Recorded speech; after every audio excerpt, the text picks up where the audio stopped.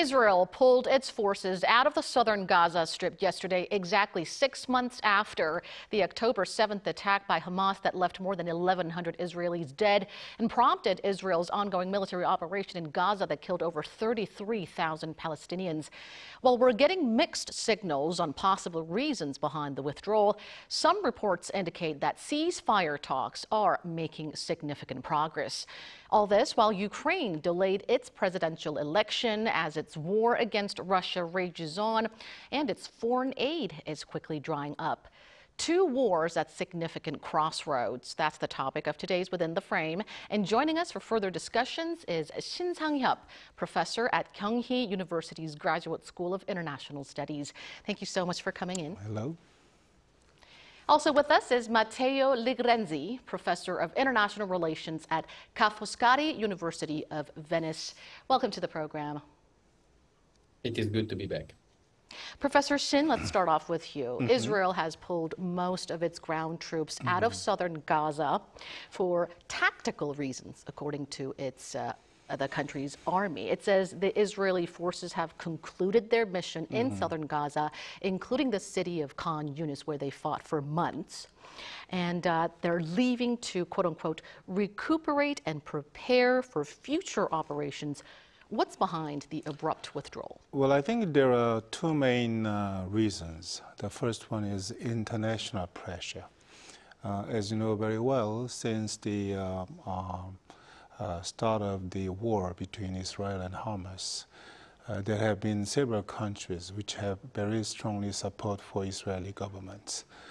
But 2 days ago, I think, there was an incident. Of course, before that, there are several some incidents as well, but very recently the Israel military forces killed 7 humanitarian assistant and workers.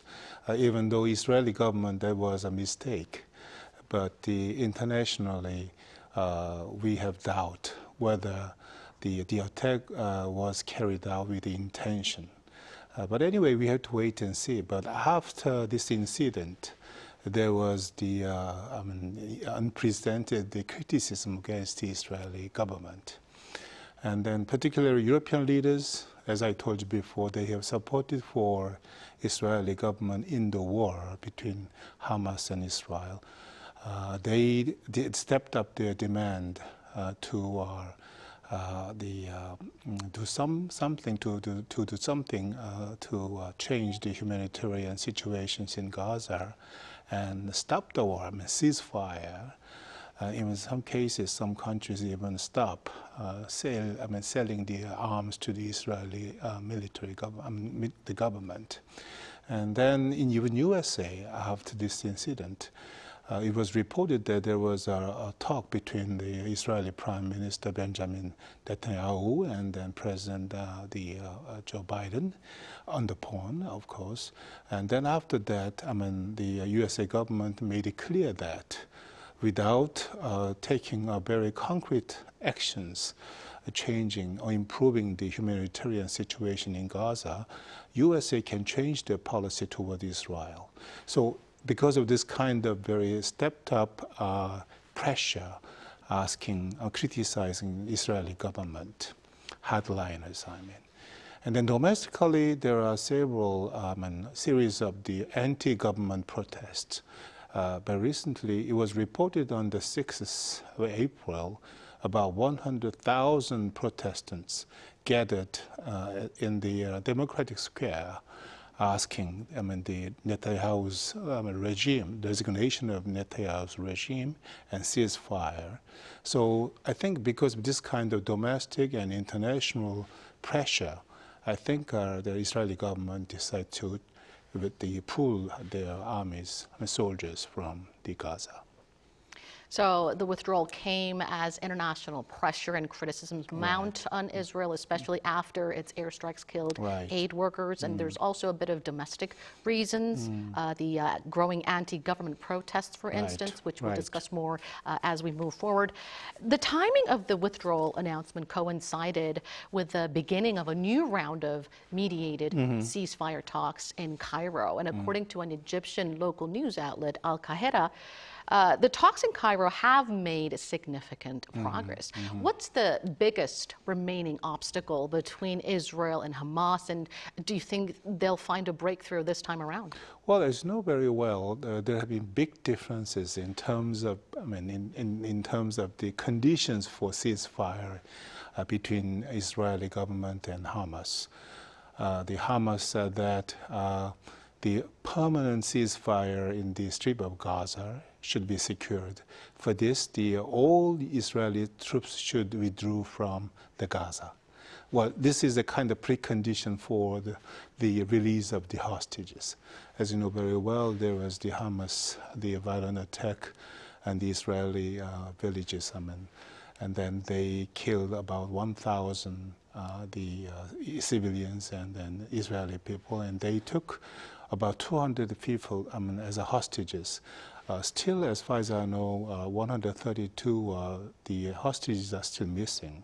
So the Hamas, if the Israeli government wants to get back, take back the hostages from the Hamas, they should accept the suggestion, terms and conditions suggested by the Hamas. But the Israeli government made it clear that, no, I think we cannot give up the control influences of the Gaza area. They want to, they do not allow the Gaza remain as the source of the threatening to the security of the Israel. So there's a big differences. So the point we have to focus on is that how much concess Israeli government could make. Because that Israel has everything in their power in some sense, and not the Hamas. So I think we have to focus on how much the Israeli government can make a concession at the ceasefire negotiation. So Israel holds the key, and it'll all depend on how much concessions Israel will be willing to make in the ceasefire talks. Now to you, Professor Legrenzi. Hopes are brewing that the withdrawal of Israeli troops may signal that Israel and Hamas are inching closer to a ceasefire agreement, but concerns still linger over Israel's possible invasion of southern city of Rafah. Israel's Defense Minister Yoav Gallant said that troops were pulled out to prepare for future missions, including in Rafah. If Israel presses ahead with its planned attack, what type of response do you expect from the U.S., which recently hinted at a possible policy change? Well, I very much agree with Professor Shin. I think his framing of the issue is absolutely correct. Thankfully now the hope for a ceasefire is concrete. And in a way, all these Israeli military operations were aimed at raising the price for Hamas in terms of what it would have to concede to then accede to a ceasefire. And we should definitely hope that a ceasefire is reached and a settlement is reached, because it is extremely unlikely that American pressure would change Israeli government policy. I don't think that it is in the course of this administration, or indeed any other American administration, to, for example, withdraw weapons or seize the supply of weapons. So the hope is concrete for a ceasefire now. The framing that Professor Shin provided is correct, but I wouldn't expect American pressure to sway Israeli government policy. And Dr. Legrenzi, meanwhile, Israel is rocked by the largest protests since the war began, demanding Netanyahu to step down while calling for early elections. Could this soften Netanyahu's hardline stance, and how do you gauge the possibility of a change of government in Israel? Well, the possibility of a changing government in Israel, particularly in wartime, are extremely slim. If anything, of course, the protests are very heartfelt, they're very impressive. There is genuine anger there in the Israeli public. But if anything, the coalition, the government coalition right now in Israel is pulling Netanyahu, Prime Minister Netanyahu, to the right. So I don't think there are many people sort of pining their hopes on a changing government, people fearing a changing government, depending on your point of view. But it is extremely unlikely that there will be a change in government, particularly during the next few months, and certainly while the military operations are going on. So the chances of a possible change of government in Israel is very slim. And I think your remarks are echoed with many other top experts around the world. They say that Netanyahu and his governing coalition's grip of power doesn't appear to be in any imminent danger or appear to be slipping away. Now, back to you, Professor Shin. Fears are growing over widening conflict in the Middle East after an Israeli airstrike demolished Iran's consulate in Syria, killing 2 Iranian generals. And reports say that Iran's retaliation looks imminent. What are your expectations for future developments in the Middle East involving Iran? Well, we have to wait and see, and there are many reports that Iran will take the retaliatory action immediately, and even actually to some degree, the government took some actions. They said that they will take some revenge action. Iranian government has announced those kind of things, and even the Houthis rebels, they said they will join to take revenge actions to the attack carried out by the Israeli government. Then. But I think that we have to focus on the Iranian policy taken by the policy taken by the Iran government. It seems that they do not want to directly engage in the Palestinian war because they think that this is not good for their national interests. And if they take the revenge action, retaliatory action, attack to the Israel, then means that there will be another round of the war between Israel, U.S., and the Iran and the other Palestinian countries. So I think the Iran does not want to examine those kind of escalation of the situation to the more maximum crisis. So they will use the same way, indirect way, to take some retaliatory action to the Israeli attack. Well, the Houthis, they have provided some support to the Hezbollah and the Yemen Houthis rebels to attack the American vessels, merchant vessels, and they provided some money and in arms to the Houthis, the Hezbollah, to carry out some military operations on a limited basis to the Israeli and the American, not directly American, but Israeli military forces. I think that will be the situation we can expect without the big changes in the situation. But as we discussed before, Israel started to pay attention to the voices from international community, of course, from the domestic circles, communities. So they will wait and see. The Israeli government will wait and see and control their speed and then check it out, their policy one more time. So considering these kind of things, facing the situation, facing all the involving the nations, I think that the possibility of direct engagement of Iranians' engagement into the Palestinian war is not that much high. 28, according to various reports, 28 Israeli embassies and consulates have been temporarily closed on Iran threats, but still you highlighted that Iran doesn't want to be directly involved in the Israel-Palestinian war, so we'll have to keep close tabs on how things unfold from this point on. And Dr. Legrenzi, shifting gears to the latest developments in Ukraine, President Volodymyr Zelensky's 5-year term is due to expire next month, but it appears the presidential election is getting delayed indefinitely. While some question the legitimacy of his continual presidency, how would the delay affect Ukraine and the ongoing war? Well, I think the delay will not affect the war, will not affect the situation on the ground. I think the key variable here when it comes to the war in Ukraine is the US election in November. Everybody is waiting to see whether President Trump will be back, both President Putin and President Zelensky. if a Trump administration is back, if we're back with President Trump in America, that will significantly change the course of the war, because a Trump administration will pressure Ukraine into sort of settling. So I don't think this will affect the course of the war, and I think that all the parties there are waiting to see what is going to happen in November with the American elections. So what matters more is the U.S. presidential election in November, because if Trump does make a comeback, it will significantly change the course of the war in Ukraine. Now, amid concerns that the war fatigue is weakening the U.S. and Europe's support for Ukraine, NATO members failed to reach a detailed agreement on additional aid during last week's foreign ministers' meeting. What are the biggest challenges, and would NATO members reach a consensus during the NATO summit in July?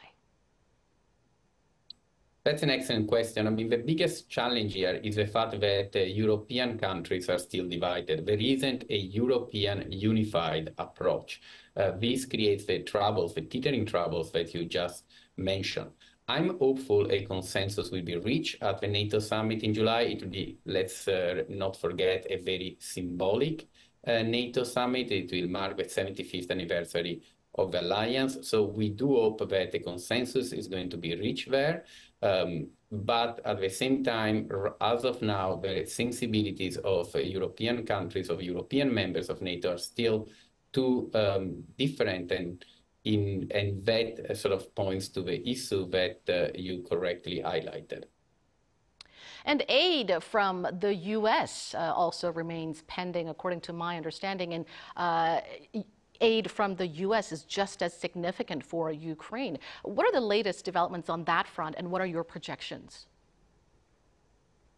Well, I mean, the new Republican leadership in Congress has promised a speedy sort of passage of the aid package. But you're absolutely right in highlighting how that sort of aid is essential. Even if the European countries had a unified approach, they wouldn't be able to sort of make up for what America is giving Ukraine in order to resist Russian aggression. So, you know, they said it's going to be a question of weeks, but that has been said before, and the issue is really hostage to American domestic politics. All right, now to you, Dr. Shin. South Korea imposed sanctions on Russian individuals, entities, as well as vessels involved in transporting military supplies to North Korea, as well as in sending North Korean workers overseas. How do you foresee the trajectory of future Seoul-Moscow relations? Well, maybe 2 years ago, when Russia invaded into Ukraine, since that time on, I think the relationship between Korea and Russia has been on the rocks. I mean, because after the invasion of Ukraine, the South Korea, Republic of Korea, participated in international sanctions against Russia. And then, since that time on, the relations start to be a little bit soured. And as you pointed out, several days ago, South Korean government imposed sanctions on 2 individuals and their corporate companies and 2 Russian vessels. I think, well, these will make the relations between 2 countries get worse, I think. And there's another one which I'm really concerned about. That is Putin's official visit to North Korea. Well, that means the symbolic. As you know, last September, there was a summit meeting between Putin and Kim Jong-un. So we can guess that the relationship between Russia and North Korea became more solid, while that the relationship between Korea and Russia is getting, has been on the rocks. So I think, considering situations, and then the potential summit meeting between 2 leaders, Putin and then Kim Jong-un, after the re-election of Putin as the president of Russia. For the time being, I think that the relationship between Korea and Russia will remain a little bit uncomfortable. The South Korean sanctions are directly aimed at growing North Korea-Russia ties. And as you mentioned, as long as their military and other cooperations grow, it will be very challenging for Seoul to seek improvement in its relations with Russia. And also, as you highlighted, especially with President Putin's visit to Pyongyang looming large, it looks like it's a bumpy road ahead for Seoul-Moscow relations. All right, we'll have to leave it there for tonight. Thank you so much, Professor Shin and Dr. Legrenzi, for sharing your valuable insights. And that brings us to the end of the show. Thank you for watching, and be sure to tune in same time tomorrow to join our conversation. Goodbye for now.